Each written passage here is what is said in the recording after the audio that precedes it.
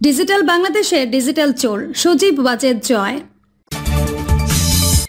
এবং সর্বশেষ জানাবো, শেখ হাসিনার শেষ রক্ষা হচ্ছে না, মার্কিন ভিসা নিষেধাজ্ঞা আরোপ শুরু। এতক্ষণ শুনছিলেন সংবাদ শিরোনাম, এবার বিস্তারিত। ডিজিটাল বাংলাদেশের ডিজিটাল চোর সজীব ওয়াজেদ জয়। সজীব ওয়াজেদ জয় বঙ্গবন্ধু শেখ মুজিবুর রহমানের দৌহিত্র এবং বাংলাদেশের প্রধানমন্ত্রী শেখ হাসিনার ছেলে। আওয়ামী লীগ শাসনামলে যার পরিচয় প্রধানমন্ত্রীর তথ্য ও যোগাযোগ প্রযুক্তি বিষয়ক উপদেষ্টা। আপনি তার দুর্নীতির আমল নামায় কিছুই খুঁজে পাবেন না প্রিন্ট মিডিয়া অথবা ডিজিটাল মিডিয়াতে, কেননা এগুলোর নিয়ন্ত্রকই হচ্ছে সরকার প্রধানের ছেলে সজীব ওয়াজেদ জয়। অথচ এই জয় কিভাবে সহজ সরল বাংলাদেশের মানুষের ভবিষ্যৎ নিয়ে ছিনিমিনি খেলতেছে। হাজার হাজার লক্ষ লক্ষ কোটি টাকার দুর্নীতি করে বাংলাদেশকে প্রায় এক পঙ্গু দেশ বানানোর এক পায়তারা চলছে। বাংলাদেশের মানুষকে যতই বোকা বানিয়ে উন্নয়নের নামে আওয়ামী লীগ যেই গল্প বানিয়ে শোনাক না কেন, বাস্তবে দেশের উন্নয়নের নামে হরিলুট হচ্ছে খুব খারাপভাবে। আর এর নেপথ্যে রয়েছে সজীব ওয়াজেদ জয়। তার ও আওয়ামী লীগের সদস্যদের মাধ্যমে দেশের কয়েক লাখ কোটি টাকা দেশ থেকে বিদেশে পাচার হয়েছে এবং হয়েই চলছে। আওয়ামী লীগ সরকার সবকিছুই হার মানিয়েছে। গুম, টাকা লুট, হত্যা, ভোট চুরি কিছুই তাদের আমল নামায় বাদ নাই যে তারা করে নাই। দেশের গণতান্ত্রিক স্তম্ভ বলে আর কিছু নেই, আছে শুধু ভয় কখন কার নামে মিথ্যা হামলা মামলা হয়। আওয়ামী লীগ শুধু জনগণের সাথেই না, বিরোধী দল, সাংবাদিক, আলেম সমাজ, কবি, সাহিত্যিকদের নিয়ে যে গুম খেলা খেলেছে আর এদের ওপর যে পরিমাণ জুলুম অত্যাচার করেছে তা মধ্যযুগীয় বর্বরতাকেও হার মানিয়েছে। সোনার চামচ মুখে নিয়ে জন্মগ্রহণ করা বাংলাদেশের বরপুত্র সজীব ওয়াজেদ জয় বহু বছর যুক্তরাষ্ট্রে বসবাস করেছেন। তার বিরুদ্ধে অবৈধ অস্ত্র রাখার অভিযোগ থেকে শুরু করে মাতাল অবস্থায় গাড়ি চালানোর অভিযোগ আনা হয়। পরবর্তীতে সকল অভিযোগ প্রমাণিত হয়। শেখ হাসিনার ছেলে সজীব ওয়াজেদ জয় এর ৩০০ মিলিয়ন মার্কিন ডলারের উৎস আন্তর্জাতিকভাবে ইন্টারপোলের মাধ্যমে তদন্তের জন্য দুর্নীতি দমন কমিশনের কাছে আবেদন জানানো হয়। আওয়ামী লীগ ক্ষমতায় আসার পর জয় বিভিন্ন নামে বেনামে ব্যবসা প্রতিষ্ঠান গড়ে তোলে। টেন্ডার বাণিজ্য, পাওয়ার প্ল্যান্ট বানানোর নামে জালিয়াতি, ব্যাংক লুট কি নাই এই জয়ের দুর্নীতির আমল নামায়। বাংলাদেশের ব্যাংকগুলোর নাম সর্বস্ব কোম্পানিগুলোকে হাজার হাজার কোটি টাকা লোন দিয়ে সেই টাকায় বিদেশে পাচার করছে এই সরকার ও তার দলীয় নেতারা। এসালম গ্রুপের ১৩ মেগাওয়াটের একটি পাওয়ার প্ল্যান্ট বানানোর যন্ত্রপাতি কেনার কর ফাঁকি সুবিধা দেবার অফার দেন জয়, আর তাতে প্রায় ৩,০০০ কোটি টাকা কর মওকুফ হয় এসালম গ্রুপের। এর জন্য বাংলাদেশের বরপুত্র প্রধানমন্ত্রী শেখ হাসিনার ছেলে সজীব ওয়াজেদ জয়কে ১৫ কোটি টাকা ঘুষ দিতে হয় এসালম গ্রুপের। শেখ হাসিনা একজন স্বৈরশাসক। তার শাসনামলেই গণতন্ত্র ও বাক স্বাধীনতার চরম অবক্ষয় প্রকাশ পেয়েছে। দলীয় নেতাদের চরম দুর্নীতি, সন্ত্রাস দমনে জিরো টলারেন্স, কথায় কথায় হামলা মামলা করা, অজ্ঞাত বাহিনীদের দিয়ে অপহরণ, গুমের সংস্কৃতি চালু করা, আর এসব কিছু নেপথ্যে কলকাঠি নাড়ছে অবৈধ সরকার প্রধানের ছেলে সজীব ওয়াজেদ জয়। শেখ হাসিনার শেষ রক্ষা হচ্ছে না, মার্কিন ভিসা নিষেধাজ্ঞা আরোপ শুরু। শেখ হাসিনার শেষ রক্ষা হচ্ছে না, আর শেষ রক্ষা হচ্ছে না বলেই তিনি গত ৩রা মে থেকে পাগলের প্রলাপ বকছেন।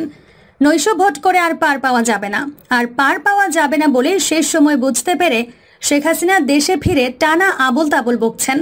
শেখ হাসিনা যে খবরটা দেশের মানুষের কাছে এতদিন চেপে রেখেছেন, সেই খবর মার্কিন সেক্রেটারি অফ স্টেট জানিয়ে দিয়েছেন। অবাধ ও সুষ্ঠু নির্বাচন নিশ্চিতে বাংলাদেশের জন্য স্বতন্ত্র ভিসা নীতি ঘোষণা করেছে মার্কিন যুক্তরাষ্ট্র। নির্বাচন সুস্থ না হওয়ায় মার্কিন এই ভিসা নীতি শুরু করতে হচ্ছে। নজিরবিহীন ওই ঘোষণা দেন মার্কিন পররাষ্ট্রমন্ত্রী অ্যান্টনি জে ব্লিংকেন।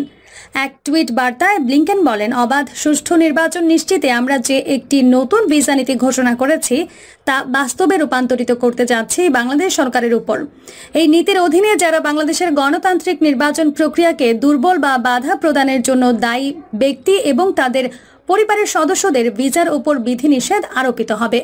কাছাকাছি সময়ে মার্কিন স্টেট ডিপার্টমেন্টের ওয়েবসাইটে ব্লিংকেনের এই বিবৃতিটি প্রকাশ করা হয়। বিবৃতিতে ব্লিংকেন বলেন, আমি অবাধ, সুষ্ঠু ও শান্তিপূর্ণ জাতীয় নির্বাচন অনুষ্ঠানে বাংলাদেশের লক্ষ্যকে সমর্থন করার জন্য অভিবাসন ও জাতীয়তা আইনের ধারা 212 এর অধীনে একটি নতুন ভিসা নীতি ঘোষণা করেছিলাম। এই নীতির অধীনে মার্কিন যুক্তরাষ্ট্র বাংলাদেশের গণতান্ত্রিক নির্বাচন প্রক্রিয়াকে ক্ষুণ্ণ করার জন্য দায়ী বা জড়িত যে কোনো বাংলাদেশের ভিসা প্রদান সীমিত করবে। বাংলাদেশে নির্বাচনে বাধা সৃষ্টি করে গণতন্ত্রকে ক্ষতিগ্রস্ত করা ব্যক্তি, পরিবার বা প্রতিষ্ঠানের কর্তাদের বিরুদ্ধে বিধিনিষেধ আরোপের ওই ঘোষণাটি আসে যুক্তরাষ্ট্রের ইমিগ্রেশন অ্যান্ড ন্যাশনালিটি অ্যাক্টের অধীনে। নতুন ভিসা নীতির আওতায় বাংলাদেশের বর্তমান ও সাবেক কর্মকর্তা, সরকার সমর্থক, বিরোধী রাজনৈতিক দলের সদস্য, আইন প্রয়োগকারী সংস্থা, বিচার বিভাগ ও নিরাপত্তা বাহিনীর সদস্যরা পড়বেন। বিবৃতিতে ব্লিংকেন আরও বলেন, বাংলাদেশ সরকারকে এই সিদ্ধান্ত 3রা মে জানিয়ে দিয়েছে যুক্তরাষ্ট্র। গণতান্ত্রিক নির্বাচন প্রক্রিয়াকে কিভাবে ক্ষতিগ্রস্ত করা হয় তাও উল্লেখ করা হয়েছে বিবৃতিতে। এর মধ্যে আছে ভোট জালিয়াতি, ভোটারদের ভীতি প্রদর্শন, জনগণকে স্বাধীনভাবে সভা সমাবেশ ও শান্তিপূর্ণভাবে জমায়েত হওয়ার অধিকার থেকে বিরত রাখতে বল প্রয়োগ বা সহিংসতা। এছাড়া আছে রাজনৈতিক দল, ভোটার, নাগরিক সমাজ এবং মিডিয়ায় স্বাধীন মত প্রকাশে বাধা ও প্রতিবন্ধকতা তৈরির যে কোনো পদক্ষেপ। বিবৃতিতে আরও বলা হয়, বাংলাদেশে একটি অবাধ সুষ্ঠু নির্বাচন নিশ্চিত করতে ভোটার, রাজনৈতিক দল, সরকার, আইন শৃঙ্খলা বা নিরাপত্তা বাহিনীর সদস্য, নাগরিক সমাজ ও মিডিয়া প্রত্যেকেরই দায়িত্ব যথাযথভাবে ছিল, কিন্তু সব ক্ষেত্রেই সেটি পালন করতে ব্যর্থ। ব্লিংকেন বলেন, বাংলাদেশের গণতন্ত্রকে যারা এগিয়ে নিতে চান তাদের সমর্থন দিতে আমি এই নীতি ঘোষণা করছি। ভিসা নীতি নিষেধের সময় বুধবার রাতে নিয়মিত ব্রিফিংয়ে মার্কিন পররাষ্ট্র দপ্তরের মুখপাত্র ম্যাথিউ মিলার বলেন, আজ বাংলাদেশের জনগণের জন্য আমাদের বার্তা হচ্ছে যে আমরা আপনাদের পেছনে আছি। আমরা অবাধ ও নিরপেক্ষ নির্বাচনের পেছনে আছি এবং আপনাদের দেশে গণতন্ত্রকে সহায়তার জন্য আমরা এই নীতি ঘোষণা করছি। এমন সিদ্ধান্ত নেওয়ার কারণ ব্যাখ্যা করে মুখপাত্র বলেন, বাংলাদেশে যদি কেউ জনগণের ক্ষমতার উপর হস্তক্ষেপ করতে চায়, তাদের এই বার্তায় দেওয়া যে ওয়াশিংটন ঘটনার ওপর চোখ রাখছে, যা জনগণ ভরসা পায়। আমরা মনে করি আইনের এই ধারা প্রয়োগের সামর্থ্যের পাশাপাশি বাংলাদেশের মানুষের কাছে এমন সংকেত পাঠানোও গুরুত্বপূর্ণ যে আমরা অবাধ ও নিরপেক্ষ নির্বাচনের পক্ষে আছি আর আমরা অ্যাকশন নিতে প্রস্তুত। ঢাকায় যুক্তরাষ্ট্র দূতাবাস তাদের পররাষ্ট্রমন্ত্রীর বিবৃতি প্রকাশের পাশাপাশি ভিসা নিষেধাজ্ঞা কী এবং কিভাবে কোনো ব্যক্তিদের ওপর তা কার্যকর হয় তা প্রশ্ন উত্তরে তুলে ধরেছে। সুরমার পাঠকদের জন্য নিম্নে তা তুলে ধরা হলো। এসব ভিসা বিধিনিষেধ কার এবং কাদের জন্য প্রযোজ্য? এই নীতি বাংলাদেশের গণতান্ত্রিক নির্বাচন প্রক্রিয়াকে বাধাগ্রস্ত করার জন্য দায়ী বা জড়িত যে কোনো ব্যক্তির ক্ষেত্রে প্রযোজ্য। অন্য অনেকের সাথে বাংলাদেশের বর্তমান বা সাবেক কর্মকর্তা, কর্মচারী, সরকারের সমর্থক এবং বিরোধী দলীয় সদস্যরা এর অন্তর্ভুক্ত। এ ধরনের ব্যক্তিদের নিকটতম পরিবারের সদস্যরাও এর অন্তর্ভুক্ত থাকবে। যাদের ভিসা প্রত্যাহার বা বাতিল করা হয়েছে তাদের অবহিত করা একটি সাধারণ নীতি। উচ্চ স্তরের আদেশ অনুসরণ করে যারা অপরাধ করে তাদের জন্য ভিসা বিধিনিষেধ কিভাবে প্রযোজ্য হবে? আদেশ পালনকারীদের সাথে উচ্চ পর্যায়ের সিদ্ধান্ত গ্রহণকারীদের যুক্ততার বিষয়টি যদি কঠিন হয় তবে কি হবে? বাংলাদেশের গণতান্ত্রিক নির্বাচন প্রক্রিয়াকে বাধাগ্রস্ত করার জন্য দায়ী বা জড়িত যে কোনো ব্যক্তির ক্ষেত্রে এই নীতি প্রযোজ্য। রাষ্ট্রদূত হাসের নিরাপত্তা হ্রাস করার বাংলাদেশ সরকারের 14 মের সিদ্ধান্তের প্রতিশোধ হিসেবে কি এই ঘোষণা? বাংলাদেশ সরকারের সঙ্গে আমাদের নিবিড় সহযোগিতার পরিপ্রেক্ষিতে আমরা গত 3 মে এই নীতিগত সিদ্ধান্ত সম্পর্কে তাদেরকে অবহিত করেছি। বাংলাদেশের নির্বাচন নিয়ে যুক্তরাষ্ট্র কেন এত চিন্তিত? যুক্তরাষ্ট্র সর্বত্র অবাধ ও সুষ্ঠু নির্বাচনকে সমর্থন করে। প্রধানমন্ত্রী শেখ হাসিনা এবং তার সরকার বাংলাদেশে অবাধ ও সুষ্ঠু নির্বাচনকে সমর্থন করার অঙ্গীকার করেছে। এই নীতিটি সেই প্রচেষ্টাকে এবং বাংলাদেশের জনগণকে সাহায্য করবার জন্য প্রণীত হয়েছে, যাতে তারা তাদের নেতা বেছে নেওয়ার জন্য নির্বাচন করতে পারে। উল্লেখ্য, র্যাবের ওপর নিষেধাজ্ঞার 1.5 বছর পর ভিসা নিয়ে ওয়াশিংটনের এই নতুন নীতির ঘোষণা হলো। নতুন নীতির অধীনে বাংলাদেশের গণতান্ত্রিক নির্বাচন প্রক্রিয়াকে বাধাগ্রস্ত করবার জন্য দায়ী ব্যক্তিদের যুক্তরাষ্ট্রে ঢোকা চিরতরে বন্ধ হয়ে যাবে। আপনাদের জন্য আমার অনেক ভালোবাসা আছে, কারণ আপনারা এই জল্লাদ আওয়ামী সরকারের জুলুমবাজি উপেক্ষা করে আমাদের মতামত তুলে ধরেছেন।